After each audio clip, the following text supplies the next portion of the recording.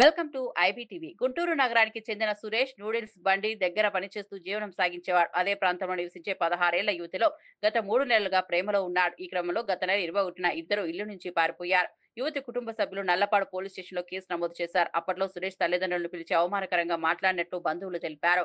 2 రోజుల క్రితం యువతి ఫోన్ చేసి సురేష్ ఆసుపత్రిలో ఉన్నాడని చెప్పగా ఈ రోజు అతని మృతదేహాన్ని గుంటూరుకు తీసుకొచ్చారు. సురేష్ ను అమ్మాయి తరపు వారే హత్య చేసి ఉంటారని బంధువులు ఆరోపిస్తున్నారు. మాకు న్యాయం జరగాలని చూడాలని విజ్ఞప్తి చేశారు. పనులకొచ్చుంటున్నామయ్యా నగరాల్లో మీ అమ్మాయికి అబ్బాయికి ఎన్ని రోజులు అవుతుందమ్మా పెళ్లి? లేచిపోయారు సార్. ఎన్ని రోజులు అవుతుంది? నెల అయింది, 21వ తారీఖు వెళ్ళారు. ఇప్పుడు చనిపోయారా మీ అబ్బాయి? మా అబ్బాయిని చంపేశారు. ఎన్ని రోజులు అవుతుంది? నిన్నే పోలీస్ స్టేషన్కి వెళ్తే ఏమంటున్నారు? అసలు ఏం పట్టించుకోవట్లేదు సార్, వాళ్ళు పట్టించుకోవట్లేదు అసలుకి. ఏ పోలీస్ స్టేషన్ అది? నల్లపాడు పోలీస్ స్టేషన్ ఎస్ఐ రాజుగా మాట్లాడుతున్నారు. చచ్చిపోలేదు, మీరు నాటకాలు పడుతున్నారు అన్నారు సార్. సేవలు తీసుకొచ్చినారు, నాటకాలు పడుతున్నామంట మేము.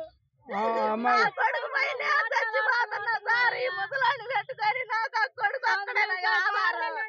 నాకే ఆధారం లేదయ్యా. అయ్యా, నాకే ఆధారం లేదయ్యా. మొన్న నిన్న తీసుకొచ్చే టైంలో మాకు మా అత్తమ్మ గారికి ఫోన్ చేసింది ఆయమ్మ.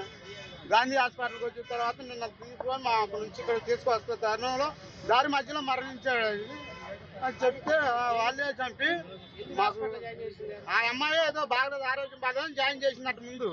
మరి అక్కడ ఏం జరిగిందో మాకైతే ఆ